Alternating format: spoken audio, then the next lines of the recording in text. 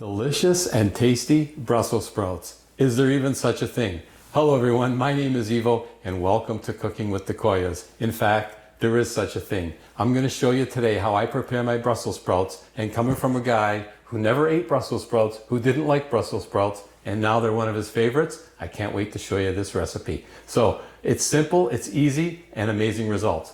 First thing I do, of course, I wash the Brussels sprouts. After they're washed, I take a paper towel and thoroughly dry them. I dry them up nicely, and then I like to cut where it's been cut. I just like to remove a 1/16 of an inch, just a little bit, cut a little bit off the bottom end, and then cut the Brussels sprouts in half. So I have done that, and I have them all here cut in half. And what I did was I've got about 16 here. I like to count on about 8 to 10 Brussels sprouts per person when I'm serving them as a side dish. So tonight it's just Laura and I, so I decided to go with 8 and 8, 16. And then when you cut them in half, well, obviously you get twice as many pieces. So that's plenty for a little side dish for us tonight.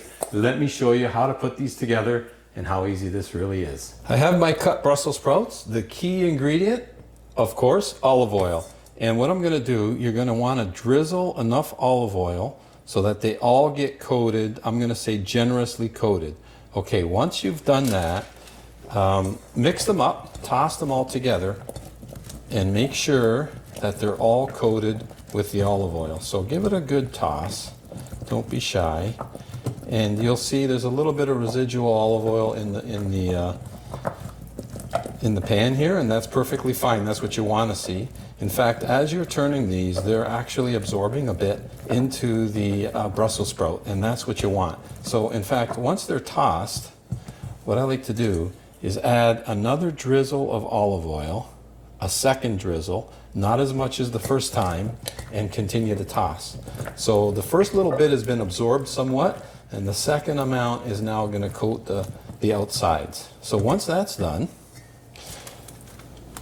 great ingredient, roasted red pepper and garlic spice. Now, if you do not have roasted red pepper and garlic spice, you can substitute with paprika. Paprika will also work fine. But with this, I don't have to add anything else, and I don't have to add salt. So you sprinkle them generously, and then give them a toss. So you want to make sure that they all have some spice on them. So if you notice that they're not all spiced, you need to add a little bit more. In fact, I could probably use just a tad more. There we go, that's enough. So now we're gonna toss these up. And if you look, there's very little, there's actually no residual olive oil, which means I probably could have and should have used just a little bit more. Okay, again, the olive oil is what's gonna really make these. And I'll show you at the end why. Okay, now that they're all tossed generously, you could see there, they've got some spice on them, there's some olive oil, perfect. So now I've got my baking sheet with a little bit of parchment paper.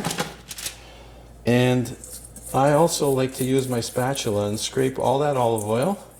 Nothing goes to waste. And I'm going to spread these out a bit, ideally not touching. Lots of room on this tray, I'm only cooking for 2, so okay, and then with that olive oil, I like to just kind of spread it around and put it on top of those Brussels sprouts. So you're not wasting any of that beautiful spiced olive oil. And yes, it is extra virgin olive oil, which is the best. Okay, there we go. From there, all we do now is they're going to go into my little toaster oven, and I'm going to set it to air fry, on the air fry mode. I'm going to put it at 400 degrees, and in it goes. We are going to actually air fry these at 400 degrees for 10 minutes. Now, if you do not have a toaster oven with air fry, then what you can do is use convection bake on your toaster oven. If you don't have convection bake or you don't have a toaster oven, then just use regular bake in your regular oven or in your toaster oven. What I found in these smaller toaster ovens, they cook much quicker. So 10 minutes on air fry or 10 minutes on convection bake at 400 degrees is plenty. In your big oven, you might need longer. So let's give these 10 minutes and I'm going to show you the amazing, delicious results. Ah, perfect. We got to check these out. Oh yes, look at this. Just look at these Brussels sprouts right here. That is cooked to perfection. And you see these little leaves here off to the side? You ever have those kale chips? That's what those are going to be like, just like chips. Absolutely fantastic. I'm telling you, 15 to 20 minutes max from start to finish, and you will have some excellent eating Brussels sprouts. I know they're going to be a little hot, but let me take this one right in the middle. Look at that, crunchy, just caramelized beautifully, a little bit of olive oil, hot. Okay. If you like Brussels sprouts, you are gonna love these. If you don't like Brussels sprouts, you're still gonna love these. That's how good these are. You really need to give this recipe a try. And if you like a little more saltiness, by all means use the salt. The air frying definitely makes a big difference. If you don't have it, again, convection bake is the way to go. But hopefully you've got air fry. If you try this recipe like I've made it today, you will definitely enjoy it. That's for sure. Thanks for tuning in. And until next time, good luck and bon appetit. I eat these, it's like eating candy. And to think I never liked Brussels sprouts.